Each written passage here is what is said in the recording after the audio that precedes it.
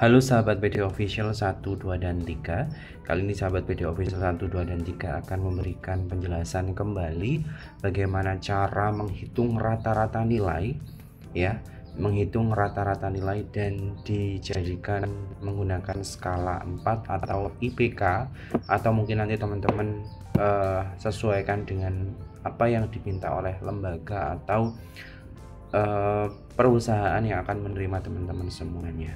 Nah, di layar ini teman-teman harus paham bahwasanya untuk penggunaan nilai ijazah itu ada beberapa kategori, ya, beberapa ketentuan. Ketentuan yang pertama itu biasanya PT, ya, akan meminta nilai rata-rata ijazah, ya, satu.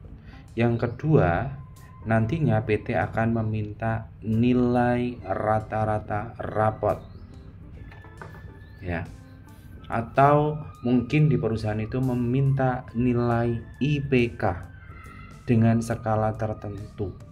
Nah, untuk pengkategorian IPK atau istilah IPK itu, ya teman-teman, ya teman-teman harus tahu istilah IPK ini, ya, itu bisa diartikan rata-rata khusus lulusan SMA, ya. Kalau lulusan kuliah itu pasti ada IPK-nya di transkrip nilai. Tapi kalau teman-teman yang lulusan SMA itu yang ada rata-rata nilai, ya. Semisal nanti di informasi lowongan itu bisa diinputkan nilainya, ya. Misalnya kalau kita lihat di sini rata-ratanya ialah 90,22. Kalau teman-teman bisa masukkan misalnya di bagian pendaftaran 90, ya, 90,22. Ini bisa diisi ini atau 90,22. Jika bisa maka tidak perlu diubah, ya, tidak perlu diubah.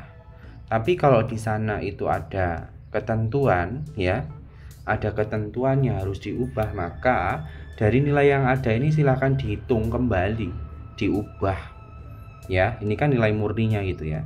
Diubah kemana? Ke skala 10 atau nilai tertingginya ialah 10. Caranya gimana? Ya 90,22 dibagi 10.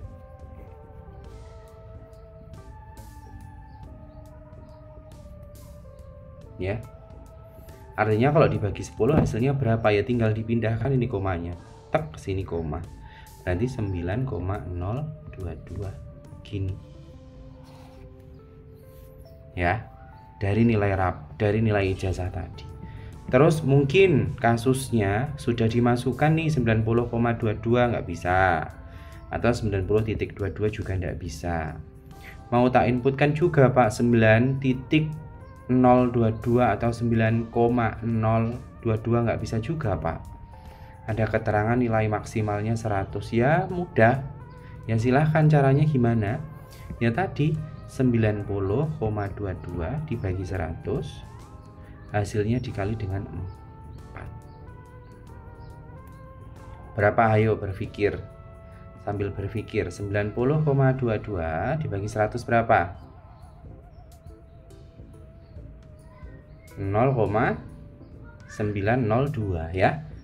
0,9022 dikali dengan 4.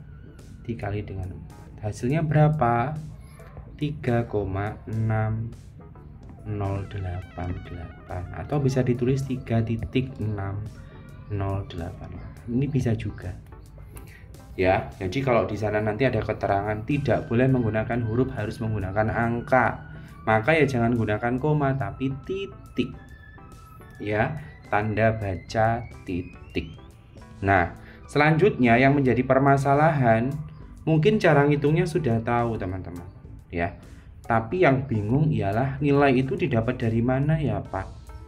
Bingung saya, ditanya rata-rata kok nggak ada. Oke, tidak perlu bingung, ya. Lihat di halaman belakang ijazah ini. Fokus di nilai ini. Ini khususnya yang lulus 2022. Ya, nilainya ini. Kok bisa dapat 90,22? Ini tuh nilai apa sih Pak? Ya rata-rata. Jadi kalau di sini sudah ditulis rata-rata, kok teman-teman masih bertanya, gimana ya cara ngitung rata-ratanya? Aneh. Ya. Jangan ini dulu teman-teman. Jangan bingung dulu gitu loh. Sebenarnya itu di ijazah kadang sudah dituliskan, tapi teman-teman udah terlanjur bingung duluan gitu, ya. Gitu ya. Ini saya tunjukkan. Jangan bingung, selalu bingung gitu loh teman-teman. Jadi fokus saja. Yang mana rata-ratanya? Ya yang ini. Nih. Ada tulisan nilai ijazah ini. Kalau di sini sudah ada, ya enggak usah lagi bertanya nilai rata-ratanya mana. Ya ini 90,22. Nah, pertanyaan yang bagus, 90,22 ini dari mana, Pak? Sedangkan di ijazah saya nggak dituliskan, Pak, rata-ratanya. Kosong. Dari mana kira-kira? Ada yang tahu? Oke ya, ada yang tahu ya? Oke, benar ya. Jadi 90,22 itu diperoleh dari penjumlahan seluruh nilai yang ada ini. Dijumlahkan semuanya. Kalau sudah dijumlahkan, baru dibagi dengan jumlah mata pelajaran. Nanti akan ketemu rata-rata nilainya. Nah, ini yang digunakan untuk melamar, atau mungkin melamar di KAI, atau melamar di instansi lain. Biasanya ditanya nilai rata-rata. Kalau lulusan SMA kan biasanya dinilai nilai rata-rata ijazah. Ya. Nilai rata-rata ijazah bisa diubah ke IPK tadi. Atau bahasa lainnya kalau lulusan perguruan tinggi itu nilai rata-rata ijazahnya SMA itu namanya IPK.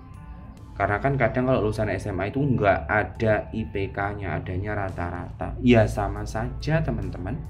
Kalau teman-teman lulus dari SMA ya gunakan rata-rata ijazah itu, tapi dengan beberapa perlakuan atau cara yang saya sampaikan di awal tadi, diubah dulu.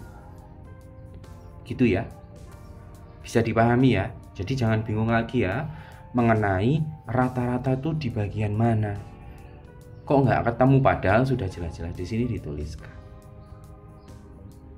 Bisa dipahami? Kalau teman-teman masih bingung cara menghitung IPK skala 10, skala 100 atau skala 4, coba ya scroll video saya sudah jelaskan di video itu secara tersendiri.